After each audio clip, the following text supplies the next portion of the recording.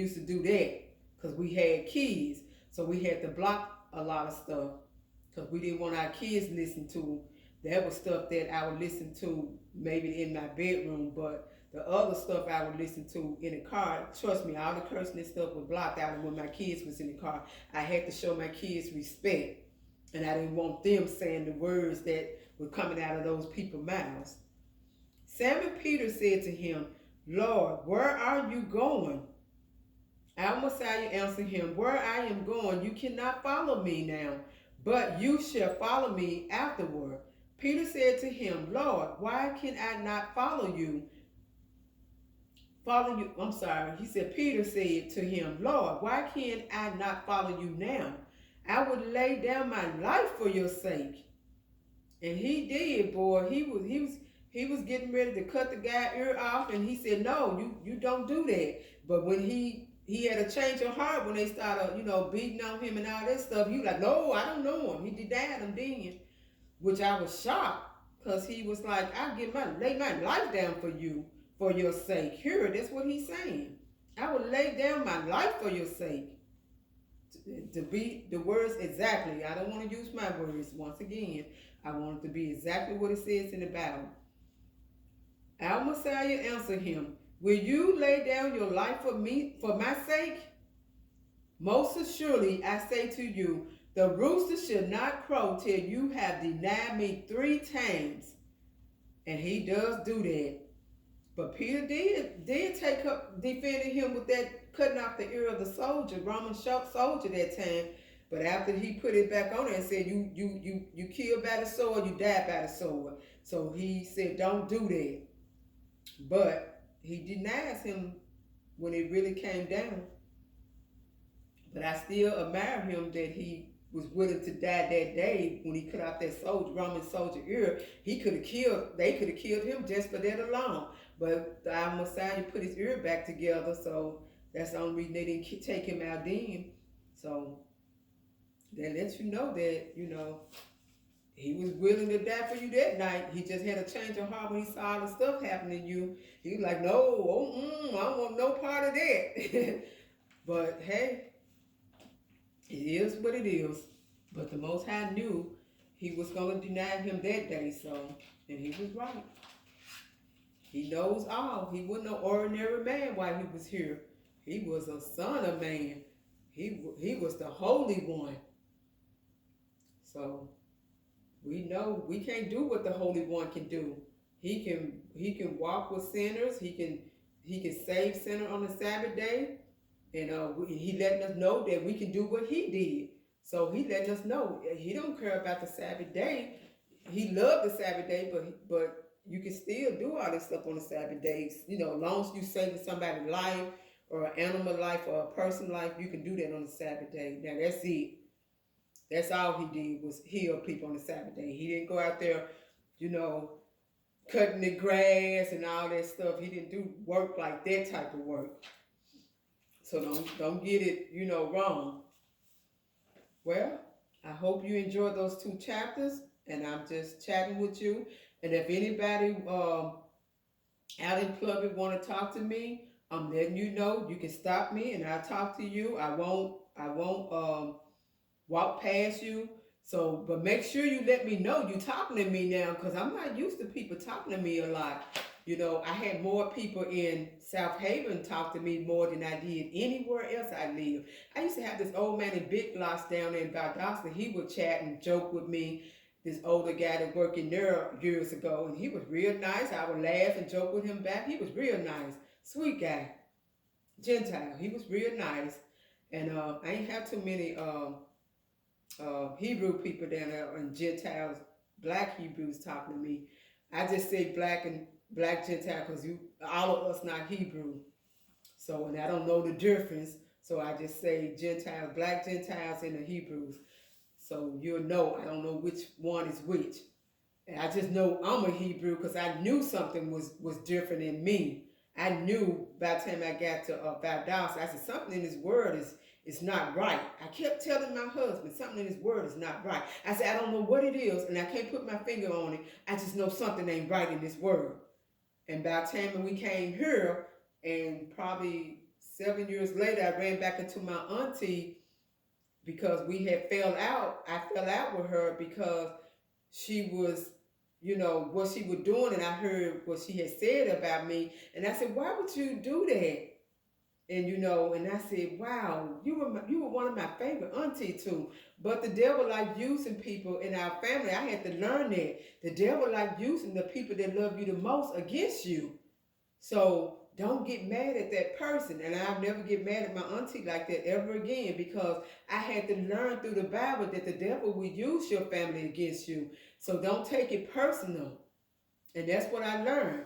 And so my husband showed me in the Bible where the Most High said, "I bring calamity on this, down. I bring calamity your way." And I said, "Oh, I didn't know he did that." I said, "So now it could have been the Most High using letting the devil enter them to see what I was going to do and test me. He could be testing me because he does a lot of tests, and I didn't know that until I started reading the Bible for myself a lot in Georgia. I started reading it a lot in. I started it in Germany. I told the Most High, I said, "Now you got my attention with what you showed me, but now how you gonna get me to read that Bible? That's what I would like to see." Then he started letting people come and attack me, and I had to find how to put my armor of the Most High on, or Elohim on. Boy, I started reading that Bible, trying to find it, and I couldn't find it. I was reading it, but I didn't know what I was reading it. So until Truth Unedited taught us how to do it, he broke it down. Even the 5-year-olds can learn it. And I said, now I know what it means to put on your armor of Elohim. I know now. And I said, let me teach others so they won't be like me, lost. And I said, but yeah, he had to do that, because after that, he put that feet to my fire, and I started reading my Bible. And by the time I got to Georgia, I was reading it again because wicked people was coming after me. And I said, boy, I wish I knew it years ago. I could have been fighting these wicked spirits that getting in these people and coming after me. I said, man, I said, man, I ain't have people in high school, junior high, and elementary. I said, I ain't even have nobody trying to fight me as much as I ain't have nobody really trying to fight me. I said, man, but when I left home at 19, and then I went 21, I started working. I said, boy, I have never saw so many people that want to start messing with me in my life until after I left home. I enjoyed the women on Bedford Street. We had so much fun growing up. And I said, after that, I said, boy, it was crazy how life was. I said, it was just absolutely crazy. I said, life became so crazy. People just started attacking me, and I thought it was the people. And I said, why everybody trying to fight me all of a sudden? They didn't want to fight me. They were trying to start fights with me and other women. I said, I dodged all that childish stuff in high school. I dodged it in junior high. I didn't have none of that. Even though I saw other women doing this, trying to he say, she say stuff, I said, I never was a part of none of that. And I said, but one time someone put me in the middle. I take it back. The Lord bring it to my memory. One time, it was one person that tried to start mess.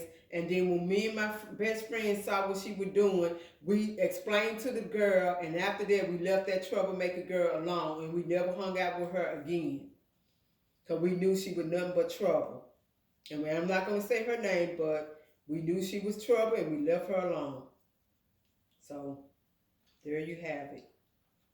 When you see women like starting trouble and like keeping you in mess, that's when it's time for you to stay at home, because you being a child and a light to the world, you shouldn't be out here clowning, because I was ready to throw down, because that's how mad they had made me. I'm a very sweet and kind person, but when you touch them buttons, and nobody at my house knew, when you touch them buttons on Karolyn, she ready to fight.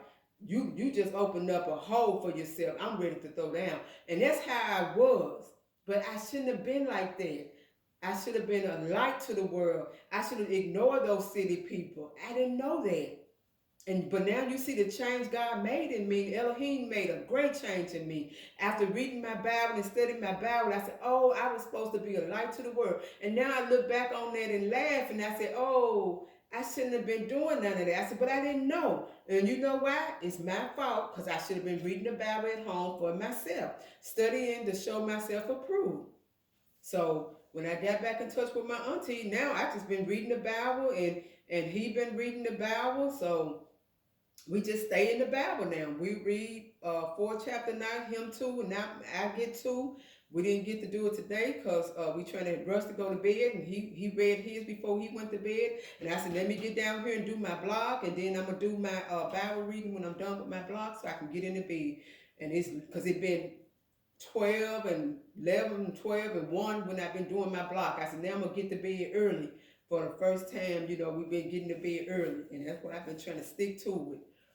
So, you know, but I enjoyed talking to you all, and I hope y'all enjoyed my blog, and I hope y'all learned something. And don't let the devil use you, and don't let the devil get you upset. It's not those people, it's the demons getting into them. The Watchman lady on Watchman Report on YouTube taught us that.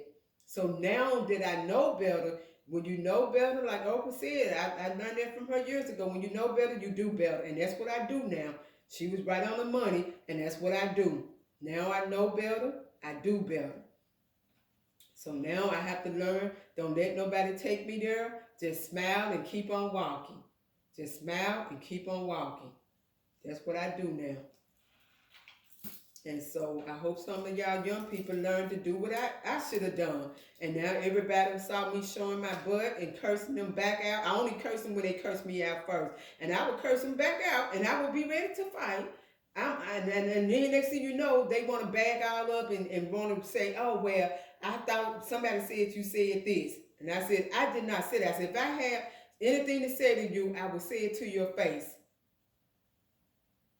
And then when I started saying stuff to people's face, now I'm hurting people's feelings.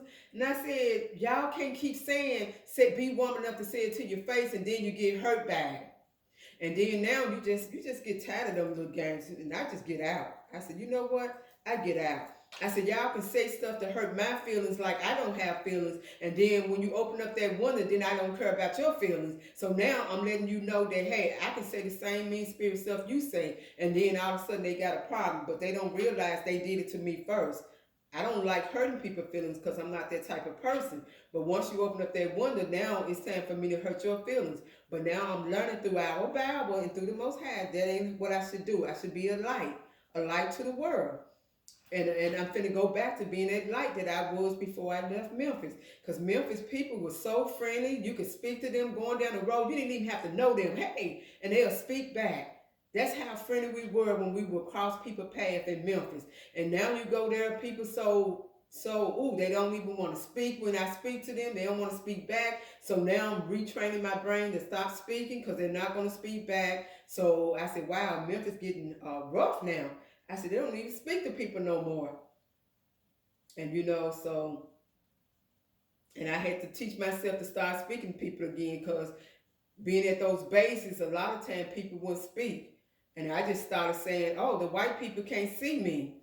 And then now if I made white friends and stuff through my husband, they would talk and speak to me. But other white people, they wouldn't speak back. And I said, oh, they can't see me, and I wouldn't speak to them. But the black people would speak to me. Some blacks would speak, not a lot. But most of the black men, they were gentlemen. They would speak at the base. And so, I had to teach myself to stop speaking to certain people because I already knew they would not speak back.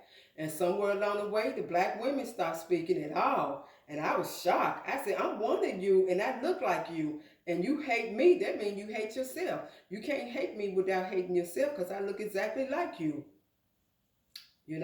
So, but I'm not going to hate them. I'm going to keep loving them.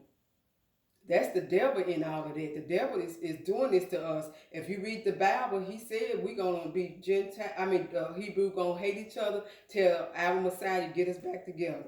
So that's why we hate each other. And I understand now. But I'm just going to keep loving them anyways, because I love loving people. But I have to train myself. When they started getting aggressive with me, I got to be a light. I gotta remind myself, be the light, Karolyn. You gotta be that light. You can't get down on their level. To let that old you go. And that's what I have to do now. And I thank the Most High for working on me. I really do. But the people that knew the old me in Germany and Seymour Johnson, if they knew now, they said, man, she playing her church music, and she jamming her church music now. She don't play none of that stuff no more. Now, when you watching movies, you'll see all that stuff.